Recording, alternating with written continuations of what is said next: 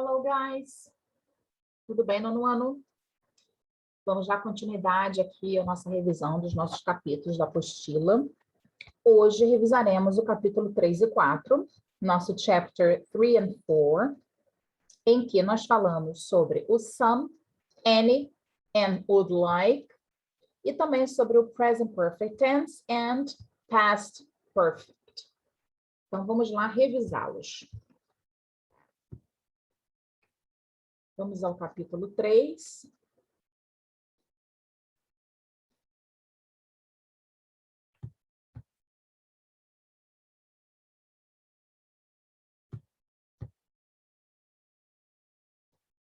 Okay.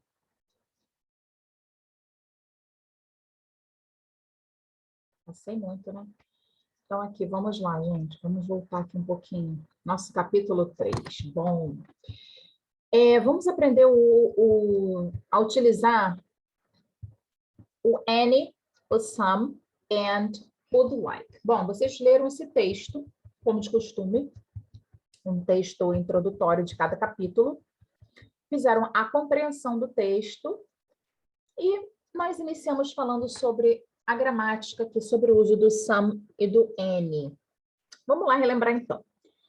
Nós usamos o some e o any quando nós estamos tratando de algo sem a quantidade específica, tá? Então, aqui, o some, ele geralmente é usado em frases afirmativas, tá? Então, he has some friends. Ele tem alguns amigos. Tell me something about you. Diga-me alguma coisa sobre você. Então, quando a gente fala some e seus derivados, são something, somewhere, que é algum lugar. What else? Something, somewhere, somehow. E temos os derivados aqui nas frases afirmativas, nós vamos lembrar. O any, ele geralmente é usado, seus derivados também, que nós vamos falar mais à frente, em frases interrogativas ou negativas. Então, do you have any doubt? Você tem alguma dúvida? Can you tell me anything about your city? Você pode me dizer alguma coisa sobre a sua cidade? Então, temos essas regrinhas. As exceções, claro, elas têm que existir. Nós utilizamos some em perguntas polidas. Por exemplo, se eu pergunto se eu posso beber água, eu uso may I have some water, please? Então, may I drink some water, please? É a pergunta clássica dos alunos para os professores, né? Então, aqui, a gente usou o some numa pergunta, porque foi uma pergunta polida.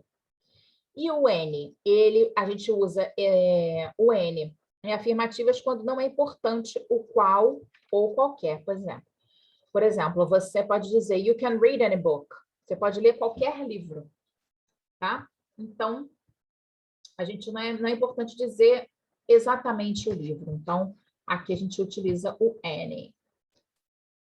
É basicamente isso com relação ao uso do any e do some.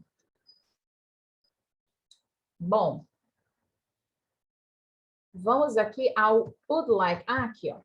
Eu ia mencionar o somebody's, anybody, somewhere, anywhere, something, anything, someone, anyone. Tá? Então, são os derivados do some, aqui o somebody, somewhere, something, e o anybody, anywhere, anything. Tá? O que tem o any e alguma coisa, são os derivados do any. E o que tem some e alguma coisa, os derivados do some. Ok? E o would like. A expressão would like corresponde a gostaria. É a forma polida de dizer que gostaria de alguma coisa. Então, ela indica ou pergunta se existe interesse em algo. Por exemplo, você quer dizer se a pessoa gostaria de um chocolate. Então, você fala, would you like a chocolate? She would like to see this. Então, ela gostaria de ver este. Então, lembre-se que antes do verbo no infinitivo, sempre se usa to. Aqui, ó, por exemplo. Ó. I would like to see. Ok? A forma contraída ou a forma contrata de would no caso de I would, é I'd. Lembrando, o apóstrofo de, sorry. Assim, nós temos o should, you'd, we'd, they'd, tá bom? Então, esse é o uso do would like. Fizemos bastante exercícios sobre isso também. E viemos para o nosso capítulo 4. Esse é bacana. Porque o capítulo 4, lembram? Foi o texto sobre a Malala, né, a história da Malala. E também tivemos o uso do present perfect, tense e o past perfect. São dois tempos verbais que são temidos por muita gente, porque eles parecem ser bem próximos, mas não são. Então, vamos relembrá-los. Nós usamos o past perfect para expressar uma ação no passado que aconteceu antes de outra ação também passada. Então, vamos lembrar a primeira formação dele. É o sujeito. Vamos fingir aqui que nós temos o I. Vamos colocar como exemplo I, mais o verbo to have no passado, I had, mais o verbo no particípio passado. Vamos escolher aqui o finish, mais o complemento no simple past. Então, vamos revisar novamente. Vamos relembrar. Usamos o past perfect para expressar uma ação no passado, beleza? Que aconteceu antes de outra ação também passada. Então, temos um passado e outra ação no passado. Então, I have finished my homework when he called. Então, eu tinha terminado o meu trabalho de casa quando ele ligou. Então, o que veio antes? Eu já tinha terminado, eu terminei meu trabalho de casa e depois ele ligou. Então, quando ele ligou, eu já tinha terminado. Tá bom? Então, essa é a ideia do past perfect. Expressar uma ação no passado que aconteceu antes de outra ação também passada. E o present perfect, teacher? Como é que a gente vai saber agora? O present perfect tense é formado pelo sujeito, mais o verbo to have no presente, por isso que é present, mais o verbo no particípio passado. Então, ele é usado para indicar duas situações. Em um passado concluído em um período não determinado, quando nunca se usa o período de tempo. Por exemplo, they have been in Australia. Eles estiveram na Austrália. Não foi mencionado o tempo. Tá bom? E indicar uma ação que ocorrida no passado continua se repetindo no presente. É preciso usar o período de tempo, mas é um tempo que não é muito marcado. Não é como o simple past que a gente fala que foi ontem, que foi a semana passada, que foi semana retrasada, ano passado. Não. É um período de tempo que fica, como eu costumo dizer, no ar. I have been a good student lately.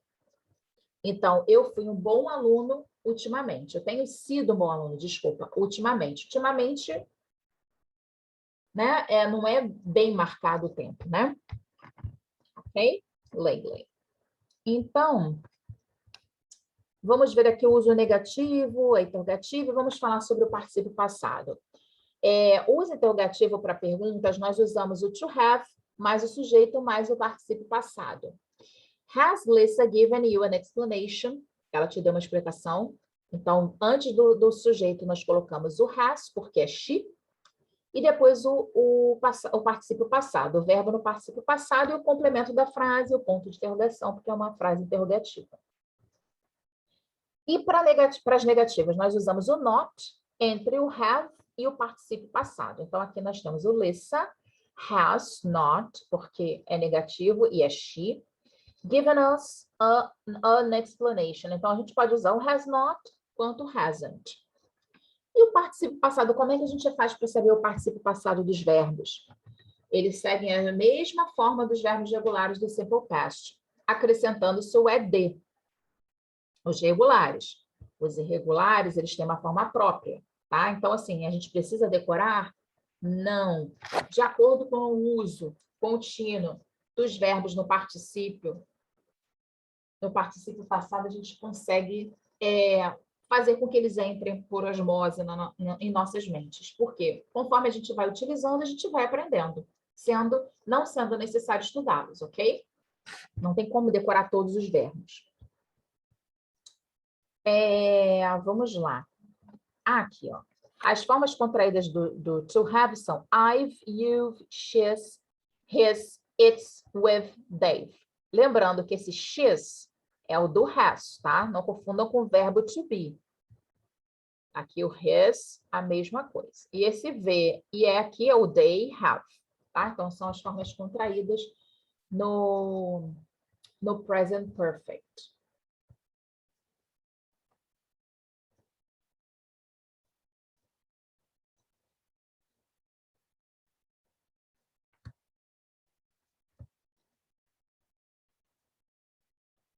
Bom, vamos aqui essa parte também muito importante na gramática, em que nós falamos sobre o uso do since e do for. Tá? Então, existem expressões que nos auxiliam a determinar o tempo. O since é desde, tá? Quando a gente fala desde, e a gente determina um tempo específico. O for, nesse caso, substituído pelas expressões a, faz e por. Por exemplo, faz não sei quanto tempo, há quanto tempo, por quanto tempo. É o tempo decorrido da ação. Então, e o how long? O how long a gente usa para perguntar quanto tempo. Quanto tempo você faz exercício físico? Quanto tempo você estuda inglês? Então, nós utilizamos o how long para saber o tempo. Ok?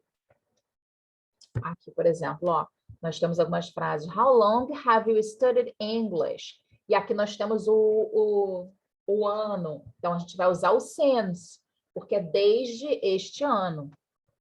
Aqui, how long has Mary become a secretary? Então, há quanto tempo a Mary se tornou uma secretária? 2 months. Então, a gente não pode usar o since, desde 2 meses? Não, por faz 2 meses, né? Então, a gente usa o for. E por aí vai. A gente tem que determinar o uso do for, do since, de acordo com o que a gente quer mencionar, de acordo com o que a gente quer dar de informação na frase. Ok?